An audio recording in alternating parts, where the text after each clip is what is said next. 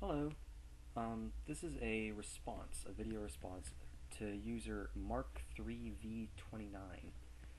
He posted a video entitled Questions for Atheists, and his questions betrayed such an astounding amount of ignorance that I felt that someone had to make a response. Somebody already did, but I thought I'd throw my 2 cents in. So, his first question was, if atheism is right, why is America the greatest country on earth, a Christian nation? I'll tell you why. Atheism is not true. Now, it seems rhetorical. I don't think he's actually wanting answers, and I doubt he'll listen when I do answer, but I can answer that. Why America is the greatest country on earth? First off, that's a very subjective claim. I mean, what are we basing that on? True, we do have the largest military budget, but aside from that, we're outpacing basically all other factors. GDP per capita, most of the major economies in Europe outpace us. Standard of living, we're something like, I don't remember exactly off the top of my head, but definitely not number one. I think Luxembourg or Switzerland or something was number one.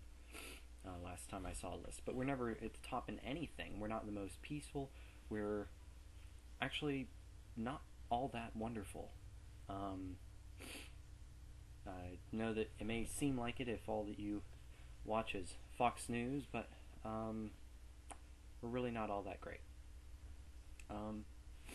The only thing that we outpace everybody else in is military spending, and to be honest, I don't think that makes us all that great. Anyways, so, and plus, no, I'm not going to get into that. Anyways, second question he asked was, if atheism is right, why don't more people believe it? Now, this seems to be indicating some kind of belief that people only believe things that are true, which, if you look throughout history, is certainly not the case. You can't, I mean, as a Christian, he's a Christian, and he thinks that people believe things because they're true, and yet Christianity's only been around for about just shy of 2,000 years. Before that, people adhered to all sorts of different faiths. Were they all... I mean, why did they believe that? They believed it because they were raised in a culture that taught them to believe it. People believe what they're told, not necessarily what's true, because humans in general, they have to be trained in order to use their critical thinking.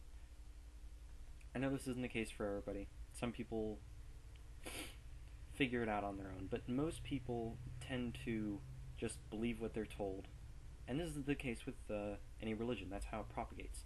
People are told things when they're children, and they believe it, because they figure, why would their parents lie to them about this? It's because their parents believe it's true too, because their parents told them, and it goes back like that. People just tell stories and take it as truth. So, most people are told these stories, most people take them as truth, and that's why atheism isn't more widespread in America. Of course, in other countries, the tables are turned, and most people, they have a better education system, and they teach people critical thinking, and most people are atheists. Incidentally, the same countries that have higher standards of living and GDP per capita than the U.S. Anyways, question number 3. So, Darwinists out there, do you really expect me to believe that I came from a monkey? I did not come from a monkey. That's ridiculous.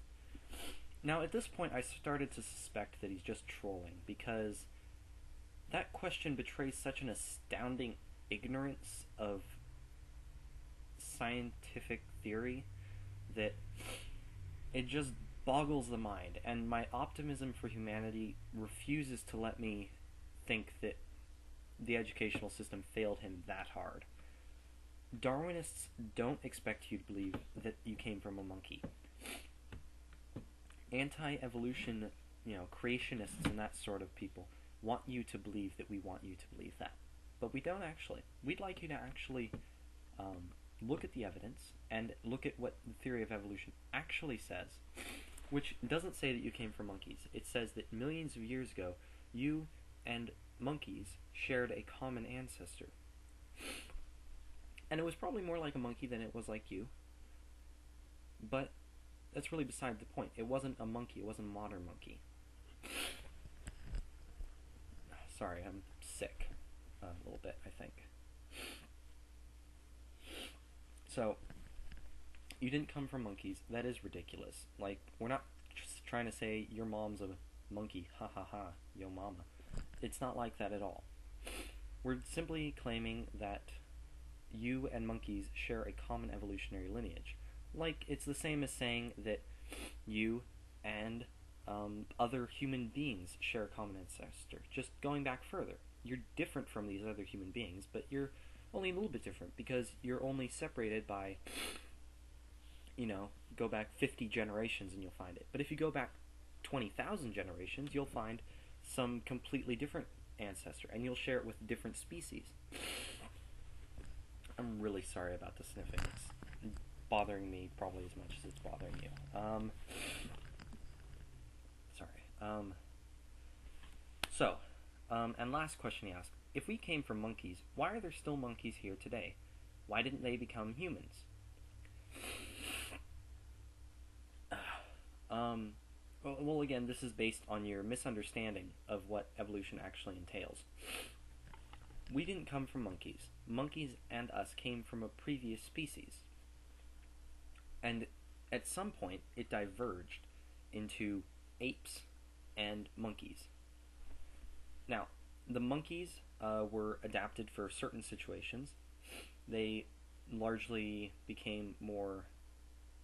I don't know exactly, okay? But the point is that just like how humanity branched into different races because of geographical isolation and different environments, for instance, you ended up with darker-skinned people with curly hair in Africa, and you ended up with dark-skinned people with wavy hair in Australia, and you ended up with lighter-skinned people with lighter hair in Europe.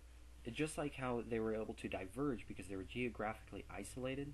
That's the same way that the ancient ancestor of humans and monkeys was able to diverge first into monkeys and apes, the different branches that would give rise to them, and then the apes was able to further differentiate into the different species that exist today: chimpanzees, bonobos, orangutans, gorillas, and humans.